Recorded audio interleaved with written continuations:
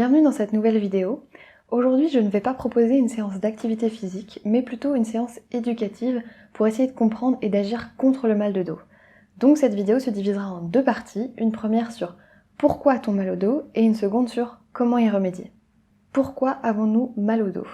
On peut retrouver plein de raisons différentes d'avoir mal au dos, certaines plus graves que d'autres, mais dans l'immense majorité des cas, vous souffrez ou vous souffrirez de lombalgie commune. La lombalgie commune, c'est le fait d'avoir mal au niveau des lombaires, cette zone en bas du dos. Très souvent, les personnes décrivent une douleur en barre, qui est parfois tellement intense qu'elle n'arrive même plus à bouger, mais elle finit par passer au bout de quelques jours. Et ça vient de quoi? On pense généralement que l'intensité de la douleur est le signe d'une lésion très grave. Pourtant, dans ces cas-là, ce n'est en fait que vos muscles qui vous font souffrir. Ils se sont contractés parce que vous avez fait un mouvement, mais ils n'ont pas réussi à se relâcher totalement après. C'est une forme de crampe, mais de votre musculature du dos. Et pourquoi ça vous arrive?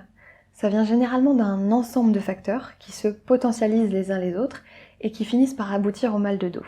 Pour le dire de façon plus imagée, vous avez tiré sur la corde trop longtemps et elle a fini par lâcher. Les principaux facteurs qu'on retrouve sont la souplesse et vos capacités musculaires. Il faut entretenir la souplesse de ses articulations et de ses muscles toute sa vie, mais d'autant plus quand on vieillit, puisque le vieillissement s'accompagne de processus qui nous enraidissent. Quand je vous parle de souplesse, je ne vous dis pas qu'il faut savoir faire le grand écart. D'ailleurs, être trop souple peut aussi causer des problèmes. En fait, c'est un état d'équilibre. Et pour vous donner une idée d'où vous vous situez sur cette balance, je vous propose un petit test. Ce test va permettre d'évaluer votre souplesse de la chaîne postérieure, c'est-à-dire au niveau de l'arrière des jambes et du dos. On va débuter debout, pied écartement des hanches, et vous allez venir poser vos mains sur les cuisses, enrouler la tête, enrouler les épaules et glisser doucement vers le sol. On descend progressivement, on y va doucement. Et vous vous arrêtez quand vous sentez que c'est trop raide, que ça tire trop, que ça fait trop mal. L'idéal étant, enfin la norme étant, d'avoir normalement les doigts qui touchent le sol. Et pour revenir, il vous suffit de plier légèrement les genoux et de dérouler la colonne en sens inverse. Si c'est trop difficile, vous pouvez venir mettre les mains sur les genoux et repousser vos genoux en utilisant vos bras pour vous aider à remonter. Donc ce test va nous donner en fait deux indications. La première est la souplesse de votre chaîne postérieure. Si vous ne touchez pas le sol, c'est que vous êtes trop raide. Deuxième information que peut nous donner ce test, c'est votre force des dorsaux. Si vous n'avez pas réussi à remonter et qu'il vous a fallu vous aider avec vos mains, c'est que vos dorsaux sont probablement trop faibles. Deuxième test pour tester la souplesse, on va venir voir le plan antérieur et surtout le devant des cuisses. Pour ça, venez vous allonger sur le ventre. Et une fois qu'on est ici, on vient rapprocher son talon de sa fesse. Si votre talon ne peut pas toucher la fesse avec l'aide de votre main, bien sûr, c'est que vous êtes trop raide de devant. N'oubliez pas de faire les deux côtés, parce qu'il peut y avoir une différence entre la droite et la gauche. Passons au deuxième facteur, vos capacités musculaires. Ce sont vos muscles qui protègent votre dos et qui le maintiennent en place. Donc il faut qu'ils soient à la fois forts et endurants. Mais de quels muscles on parle quand on parle des muscles posturaux? En vérité, il y en a beaucoup trop pour que je vous les cite tous aujourd'hui et ça n'aurait aucun intérêt. Si on veut les schématiser grossièrement, c'est les abdominaux devant et les dorsaux derrière. Il existe plusieurs tests pour savoir s'ils sont forts et s'ils sont endurants. Mais pour certains, on a besoin de matériel, donc je vais vous montrer seulement ceux qui sont les plus faciles et que vous pouvez faire chez vous. On va débuter par les abdominaux. Donc déjà, il faut savoir que les abdominaux sont constitués de différentes couches, la plus profonde étant le transverse de l'abdomen. C'est un muscle qui vient faire comme un corset, comme une ceinture lombaire, mais naturelle, de muscles. Et lorsqu'il est bien musclé, il fait la fameuse taille de guêpe. Lui, il sert plutôt donc à gainer, à maintenir les viscères et à protéger notre colonne. Ensuite, on a les obliques internes et les obliques externes qui ont aussi une vocation de maintenir les viscères et qui vont plutôt nous faire des mouvements sur les côtés de par l'orientation de leurs fibres. Et pour finir, on a le grand droit qui est un muscle qui s'insère d'ici jusqu'au pubis qui fait une ligne et lorsqu'ils sont bien musclés et bien volumineux, ça fait les fameuses tablettes de chocolat. Lui, il va plutôt nous servir à faire une flexion de rachis, donc à ramener notre buste vers nos jambes. Donc on va venir tester ces muscles dans leur capacité de force, mais aussi d'endurance. Pour débuter, on va venir s'allonger sur le dos. Donc ici, vous avez les genoux pliés, les plantes de pied posées sur le sol, pas trop près des fesses, vous les écartez un petit peu. Vous allez venir mettre les bras parallèles au sol, le bas du dos bien plaqué contre le sol. Et on va venir enrouler la tête, enrouler les épaules et se relever en essayant de ne pas décoller les pieds. Ici, il peut se passer plusieurs choses. La première, c'est qu'il est possible que vous restiez bloqué ici et que vous n'arriviez pas à vous relever plus. C'est que vous manquez de force. La deuxième, c'est que vous allez peut-être réussir à remonter en faisant un coup ou en soulevant vos pieds. Là, c'est que vous trichez et vous compensez, mais c'est déjà un petit peu mieux. L'idéal étant d'arriver à effectuer un relevé du buste complet sans lever les jambes et sans compenser. Donc ça, c'était pour la force et notamment pour notre grand droit. Ensuite, il faut aussi que nos muscles soient endurants et qu'ils arrivent à rester gainés et à protéger notre dos et à maintenir nos viscères toute la journée. On va donc faire un test d'endurance. Pour ça, vous venez vous allonger sur le ventre. Vous placez vos avant-bras au sol. Vous pouvez serrer vos mains l'une contre l'autre. Vous plantez vos orteils dans le sol et là, vous allez décoller le bassin et essayer de former une ligne entre les chevilles, les genoux, le bassin et les épaules. Si vous êtes coincé ici en bas et que vous n'arrivez pas à décoller totalement, c'est que vous manquez de force.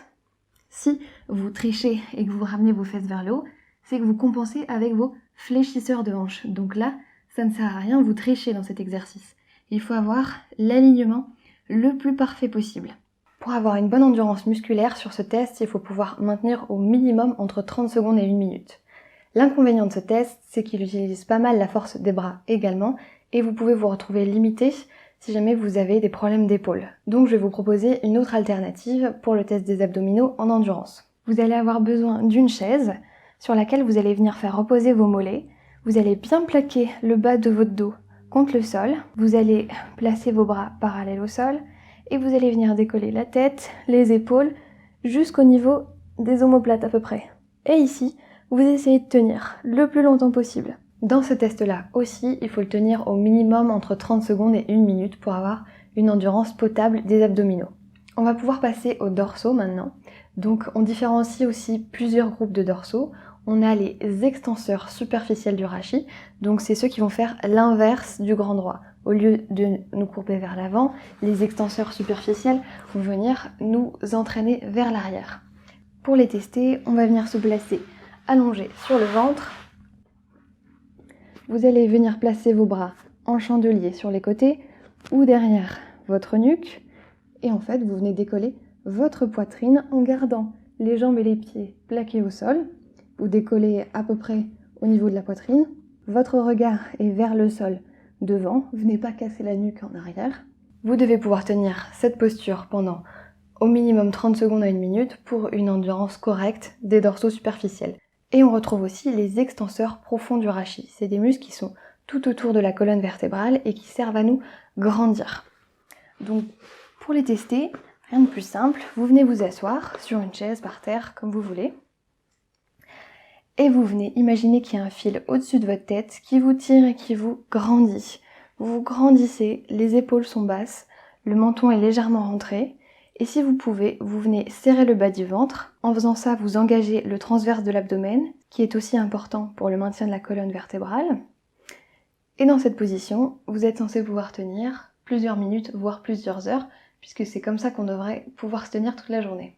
Donc grâce à ces quelques tests, vous devez à présent savoir si vous avez besoin de travailler votre souplesse ou vos capacités musculaires, et il est fort probable que vous ayez à travailler les deux. Comme je vous l'ai dit, la souplesse et les capacités musculaires sont les principaux facteurs, mais il y en a d'autres, comme le poids, l'hydratation, le stress et l'anxiété. Si vous êtes en surpoids, c'est des contraintes supplémentaires pour votre dos puisque c'est une charge en plus à porter. Et il faut savoir que l'excès de masse grasse favorise les problèmes inflammatoires dans tout votre corps et que la graisse s'infiltre jusque dans vos muscles, ce qui les rend beaucoup plus faibles. L'hydratation, c'est hyper important et on n'y pense pas assez. On est constitué en grande majorité d'eau, donc il faut en boire. On recommande 1,5 litre par jour et encore plus si vous faites de l'activité physique. Si dans votre quotidien vous êtes stressé et anxieux, ça se répercute automatiquement dans votre corps. Ce n'est pas pour rien que l'expression « en avoir plein le dos » existe. Si vous n'êtes pas bien dans votre tête, pas sur le plan psychiatrique bien sûr, mais sur le plan émotionnel, votre corps vous le fait savoir comme il peut, en l'occurrence par la souffrance physique. Et maintenant on passe à la seconde partie de la vidéo, que faire? Ça va dépendre d'où vous en êtes. Si vous avez très mal au dos, au point que c'est difficile de bouger, il faut d'abord laisser passer la crise de douleur aiguë. Pour détendre les muscles, rien de mieux que le chaud. Donc ça peut être bouillotte, bain, douche, comme vous voulez. Des exercices de respiration et une bonne hydratation, ça peut aider aussi. Et quand la douleur diminue, que son intensité devient à peu près tolérable, on se remet en mouvement progressivement. Débutez par des activités simples comme de la marche à pied, des petits mouvements de gymnastique, des postures de yoga adaptées, peu importe, il faut que vous bougiez. Ensuite, quand vous n'avez plus trop mal, il faut que vous vous mettiez à intégrer dans votre quotidien de l'activité physique et des étirements. Si vous manquez de motivation, allez consulter un professionnel. Si vous vous sentez capable de faire ça en autonomie, vous pouvez suivre les vidéos que je propose sur cette chaîne YouTube. Pour ceux qui n'ont pas mal au dos, mais qui n'ont pas réussi les tests que je vous ai montrés, c'est qu'il y a des choses à faire. Soit en termes de souplesse, soit en termes de musculature, voire même les deux. Pour ça, même conseil que précédemment, consultez un professionnel et ou pratiquez régulièrement une activité physique, comme dans les vidéos que je propose sur cette chaîne. Chaque personne est unique, donc chaque personne a ses problématiques de santé qui lui sont propres.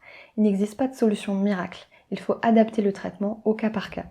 Mais on sait aussi que l'activité physique et le fait de bouger, c'est vital pour notre corps. Donc trouvez des activités qui vous plaisent, explorez, essayez-en de nouvelles, et vous verrez que très souvent, le bon traitement, c'est le mouvement. Attention, dans cette vidéo, je parle de lombalgie commune, c'est-à-dire sans signe de gravité. Si vous êtes dans les cas suivants, vous souffrez d'une douleur qui ne diminue pas au repos, qui augmente progressivement et qui est présente surtout la nuit.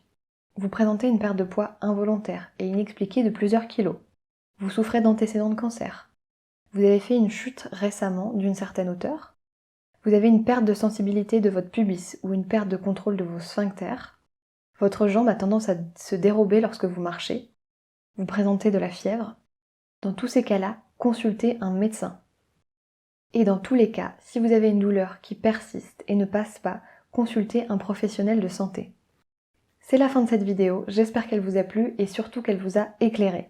C'est la première fois que je fais ce type de contenu, du genre vulgarisation médicale, et j'espère que je ne vous ai pas noyé sous les informations. Si après tout ça vous avez encore des questions, des interrogations, n'hésitez pas à les mettre en commentaire. Si ce n'est pas déjà fait, abonnez-vous et mettez un pouce bleu. À bientôt j'espère, et surtout, prenez soin de vous.